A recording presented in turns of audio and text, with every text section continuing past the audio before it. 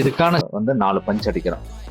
அந்த பார்ட்ல பாதியில ஒரு சைடு வந்து 4 பஞ்சு, இன்னொரு சைடு ஸ்லாட். அது எப்படி அடிக்கிறதுங்க சொல்றேன். 4 பஞ்ச் அடிச்சதுக்கு அப்புறம் பாருங்க எப்படி இருக்குன்னு. இப்படி இருந்ததை இப்படி அடிச்சிருக்கோம். 4 சைடு 4 பஞ்ச் வர மாதிரி பியர்சிங் 4 பஞ்ச். எதுக்குன்னா ஆக்சுவலாக இது ஸ்லாட்டுங்க. 8க்கு 10 ஸ்லாட்டு. இந்த ஸ்லாட்டு வந்து 4 டைரக்ஷனில் இருக்கும். அதனால தான் வந்து தனித்தனியாக இண்டிவிஜுவல் அடிக்கணும். பாருங்கள் எப்படி அடிக்கிறேன். நான் ஒரு சைடு அடிச்சு இன்னொரு சைடு திருப்பினா 4 ஸ்லாட்டும் 4 டைரக்ஷனில் இருக்கும். அப்படின்னா நம்ம ஒரே மாதிரி செட்டிங் போட முடியாது. திருப்பி தான் அடிக்கணும்.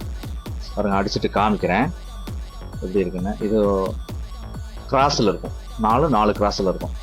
ப்ளைனாக இருந்ததை இந்த மாதிரி அடிச்சுருக்கோம். பாருங்கள் தெரியுதுங்களா. நீ அடுத்தது 2 ஸ்லாட் அடிக்கணும். அடிச்சுட்டு அப்புறம் பெண்டிங்.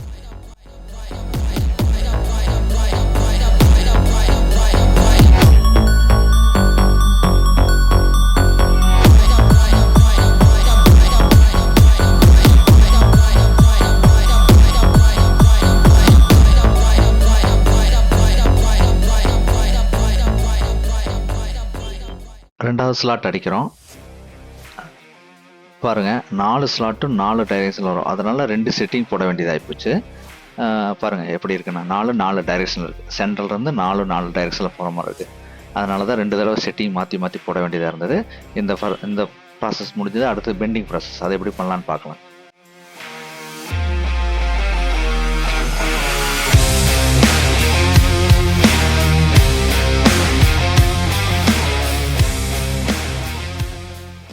அடுத்தது பெண்டிங் ப்ராசஸ்ங்க. பாருங்க பெண்டிங் ஆரம்பிச்சிட்டோம். பெண்டிங் எப்படி பண்றாங்க பார்க்கலாம்.